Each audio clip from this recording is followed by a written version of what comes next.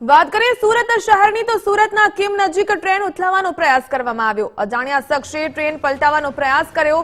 Railway ટ્રેકની fish plate ખુલ્લા મળી આવ્યા। રેલવે અધિકારીને ઘટનાની જાણ થતા રેલ વ્યવહાર બંધ કર્યો। રેલવે દ્વારા ફરી આ પ્રકારે કહી શકાય કે સામે આવતા તપાસ કરવામાં આવી। રેલ તંત્ર દોડતું થયું। રેલવે દ્વાર પર ટ્રેકની ફિશ પ્લેટ લગાવવામાં આવી અને સમગ્ર ઘટનાને લઈને રેલવે વિભાગ દોડતું બન્યું। વધુ વિગતો મેળવીએ સંવાદદાતા રાકેશ બ્રહ્મભટ્ટ પાસેથી। રાકેશ, સુરતમાં ટ્રેન ઉથલાવવાનો પ્રયાસ કરવામાં આવ્યો। આ સંદર્ભે રેલ વિભાગ દ્વારા શું તકેદારી રાખવામાં આવશે હવે, અને આ પ્રકારના જે કૃત્ય કરવામાં આવ્યું છે તેને લઈને શું તપાસ કરવામાં આવી રહી છે?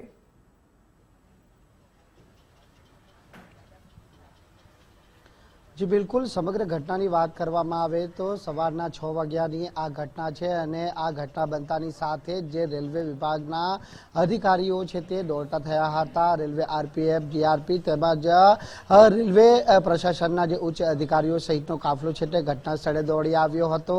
જે રેલવેના અપ ટ્રેકના ફિશ પ્લેટ અને ચાવી છે તે ટીખણખોરો અને અસામાજિક તત્વો દ્વારા ખોલી નાખવામાં આવ્યા હતા અને આ અપ ટ્રેક ઉપર છે તે મૂકી દેવામાં આવ્યા હતા।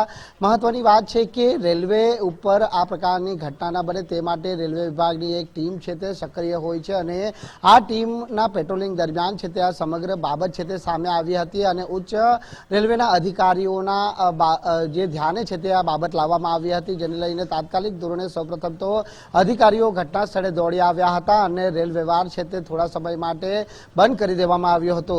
ટ્રેન ઉઠાવવાનો જે આ પ્રયાસ છે તે કરવામાં આવ્યો હતો અને સૌથી મોટી દુર્ઘટના બનતા છે તે ટળી છે, કારણ કે જો અપ ટ્રેકના જે ફિશ પ્લેટ અને ચાવી જ્યારે ખોલી નાખવામાં આવી હતી અને તે દરમિયાન જો ટ્રેન આના પરથી પસાર થતી તો મોટી દુર્ઘટના બનવાની શક્યતા રહેલી હોત, પરંતુ રેલવે વિભાગની સતર્કતાના કારણે આ દુર્ઘટના બનતા ટળી છે।